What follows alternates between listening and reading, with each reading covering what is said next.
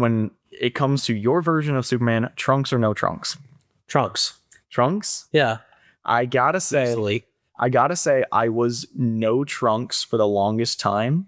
So he's just in a one big blue unitard. Yeah, with the Man of Steel look, I kind of prefer that to some extent. Ooh. I want to say that my thoughts have changed after yesterday. Okay. So I wanted to see what you thought with the trunks thing, just because I like the idea that Superman is in James Gunn said this. Superman is super strong, and he's also, like an alien, so people are kind of afraid of him. So he wears the trunks as like a defense mechanism to disarm people. They go, wow, that guy looks silly because he's insanely powerful.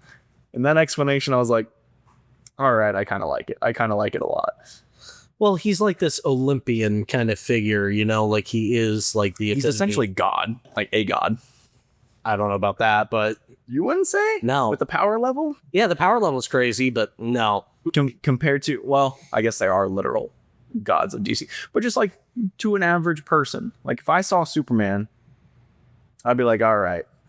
I can understand Superman's just a strong guy, though. Like, yeah, he's super strong, but like I look at other characters in the DC universe that have the power over the Mystic, and like that's more godlike to me. Because Superman loses against magic, right? Like that's kind of the big thing.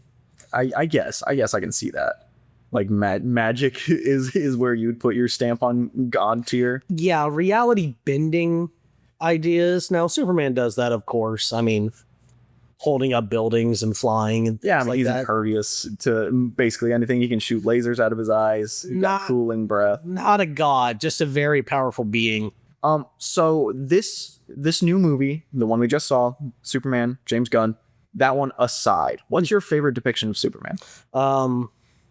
My favorite depiction of Superman? Yeah, depiction. So we're not just on live action. My heart goes out to the Christopher Reeve movies, but I think the animated series leading into the Justice League is probably my favorite. Yeah.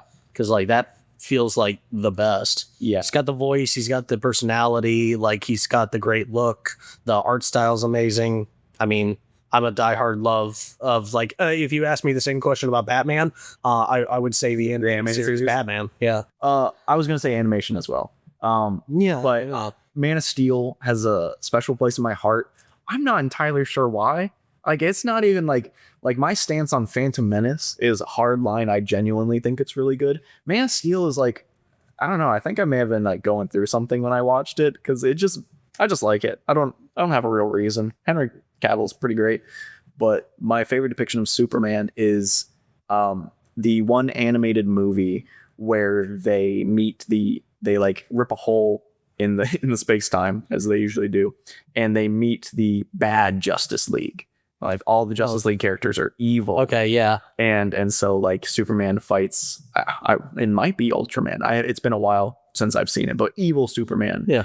And that depiction of seeing both characters, because a lot of people like the idea is evil Superman, but seeing pure good versus pure evil with that near godlike ability, that's my favorite. That movie's crazy. Is that the one where Batman just has like a dialogue with his alter ego and like kind of goes along with it, and then there's something so ingrained in just being Bruce Wayne that like once the hypocrisy is pointed out to him, he's just like, all right, I'm on your side now. Yeah. Is that same movie? Mm-hmm. Yeah, cool. That's great. Yeah, I need to rewatch that because I watched it when I was probably too young, because that is, the DC animated movies are fantastic, and it's usually because they're very gory and like don't hold back. Like the kids shows are the kids shows, with the movies like Under the Red Hood is so dark. Yeah. And like I either like my DC very silly or very serious. I don't like it anywhere in between. For a long time, it felt like the animated DC movies were carrying a lot of the weight of DC for telling stories, for having depictions of these characters. If this Superman James Gunn movie is any depiction of like what is in the future, then I think we're going to see like a turn Yeah. away from Marvel even Yeah.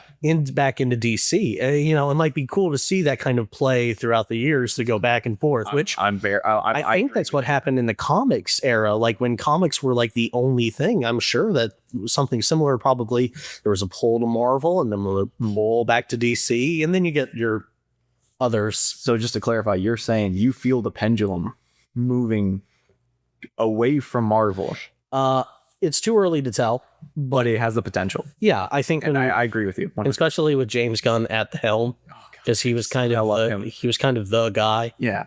Every time I love how he makes superhero movies. So we're not quite getting into spoilers yet, but tone, you can even see from the trailer that like this movie, It's bright. DC's going in a way different direction. Yeah, it's bright. It's embracing the kind of silliness of the comic book look. It's not trying to, Zack Snyder's movies were like, no, to make this make sense, we have to make it as dark and gritty and as 300 as possible. They unfortunately have this misconception that the more realistic it becomes, the more dire these situations are going to be, which snaps the rubber band back the other way where nothing is believable. Yeah, exactly.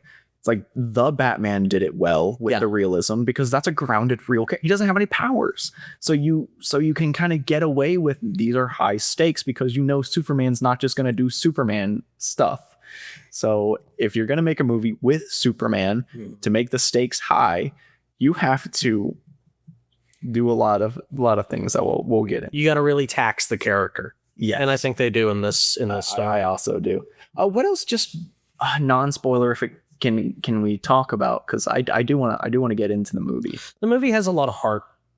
Like it comes from a place in which it definitely has a lot of love put into it and a lot of reverence for the character and characters that surround Superman, or just the lore. Like they use John Williams' theme, from the original, and the projection, like Superman opening thing. That's definitely Christopher Reeve 70s. Yeah, definitely. Like not trying to necessarily reinvent. They're trying to embrace, and that's really you don't need to reinvent it. They nailed it for the time. Like do some of the other even the beginning. Do some of those old movies like age? Well, yes, of course they do. But they're really good for what they are, and for like they're the kind of some of the I can't think of a better one. I'd go to say like they're probably some of the best superhero films from way back in the day. Well, it was probably until Tim Burton's Batman. Yeah.